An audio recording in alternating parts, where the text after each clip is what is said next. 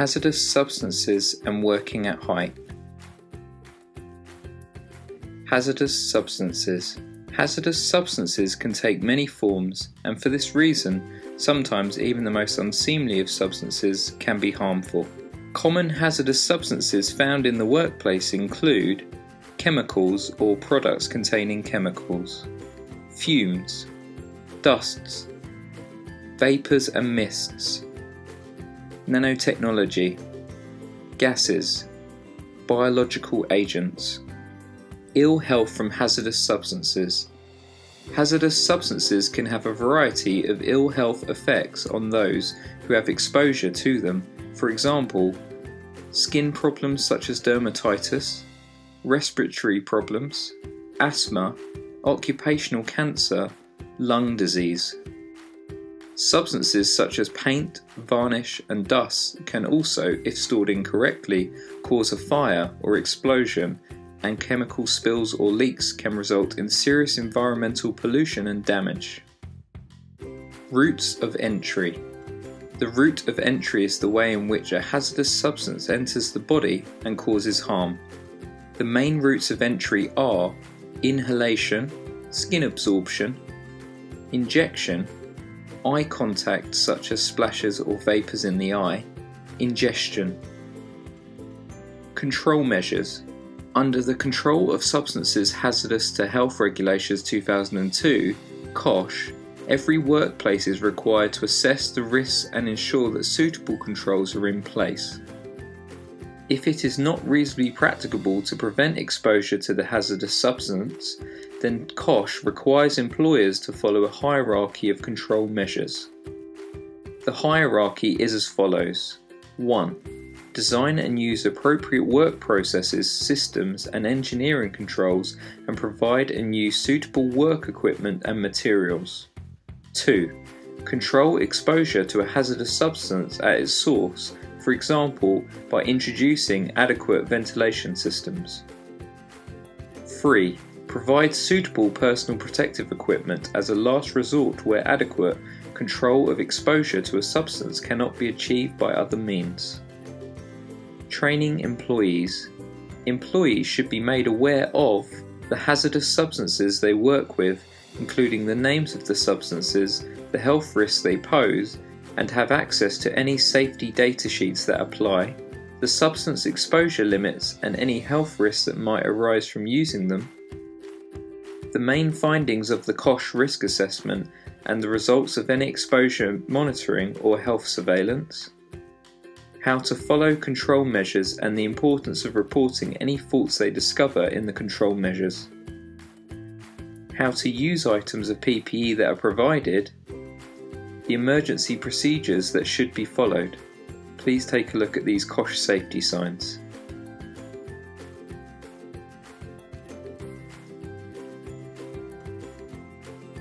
Working at height. Falls from height are one of the most common causes of injury in construction and account for many fatalities among building workers. The Health and Safety Executive names some common working at height tasks where risks are present. These include putting up displays, minor roof work, shelf stacking, window cleaning, unloading a vehicle, machine maintenance. The main legislation for working at height is the Work at Height Regulations 2005, which cover a wide range of activities. Some of the work at height activities represented by the regulations include using a ladder or step ladder, working on a flat scaffold or mobile elevated platform, working on the back of a lorry, working in areas where someone can fall from a ledge, through an opening or through a fragile surface, working at ground level close to the opening hole in the ground or working at ground level close to an opening hole in the ground or an excavation that someone could fall into. Working at height risk assessment. The Work at Height Regulations 2005 state that the following factors need to be considered in the risk assessment. The working conditions and the risks to the safety of the persons at the place where the work equipment is to be used. In the case of work equipment for access and egress, the distance to be negotiated. the distance and consequences of a potential fall, the duration and frequency of use, the need for easy and timely evacuation and rescue in an emergency, any additional risk posed by the use, installation or removal of that work equipment or by evacuation and rescue from it. Whether the work equipment is appropriate to the nature of the work to be performed and the foreseeable loadings. Whether the work equipment allows passage without risk. Reducing the risks. In the first instance, employers should always try to avoid the need for working at height. If it is not possible to avoid working at height, then measures should be taken to ensure that the risks are reduced. Measures could include airbags located as close as possible to the working area. Note that they do not work as effectively if the fall distance is too great. Safety nets with adequate clearance under the nets to prevent injury to those falling into them. Fall arrest harnesses with clearance from the ground to allow the shock-absorbing lanyard or inertial reel to deploy. Access equipment. Work equipment should be provided where work at height cannot be avoided. Ensure that the employees are sufficiently trained in how to use any new work equipment so that they do not introduce new hazards. Tower scaffolds.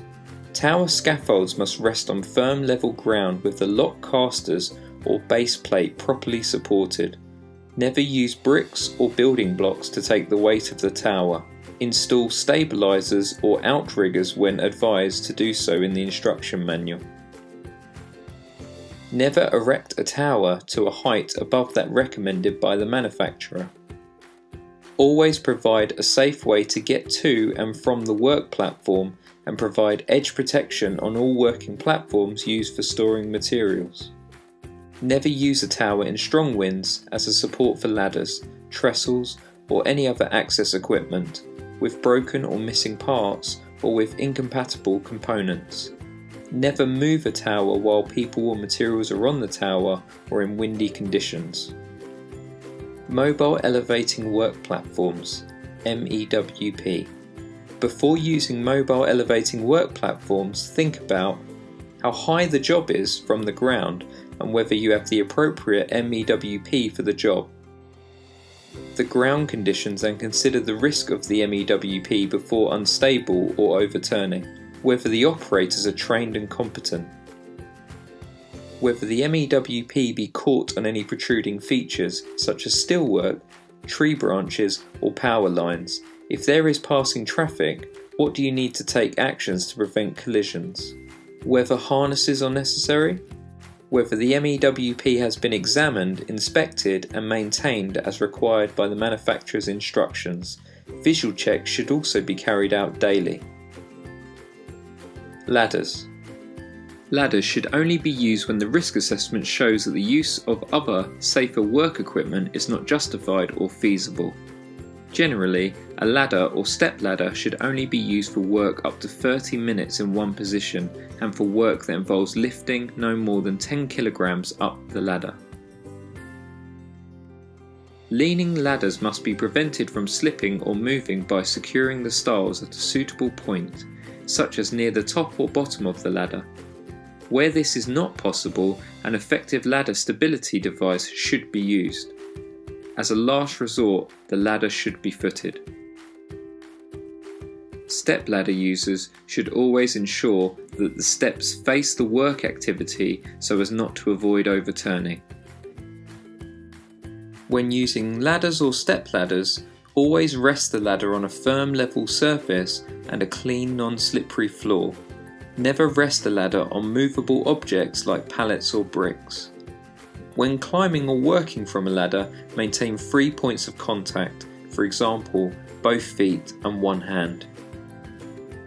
Ensure the ladder or step ladder rungs or steps are level. Do not exceed the stated load of the ladder. Do not overreach, keep your belt buckle inside the stiles and both feet on the rung throughout the task. The top 3 rungs of a leaning ladder provide a hand hold, so never work off them. Use tool belts to avoid holding items when climbing. Always have one hand free to grip the ladder if something has to be carried.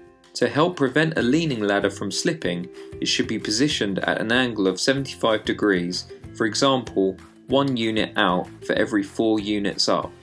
Make sure the top of a leaning ladder rests against a solid surface, for example, a wall and not plastic guttering. Ensure a step ladder is fully open and any locking devices are fully engaged before using. Ensure the weather is suitable and especially do not use in strong or gusty winds. All ladders and step ladders should have a pre-use check every day, including condition of feet, stiles and rungs. Step ladders are suitable for light work of short generation. When other work equipment is not appropriate, be sure to use platform steps over swing back steps where possible. Check the condition of the steps before use. Use the ladders on firm level ground.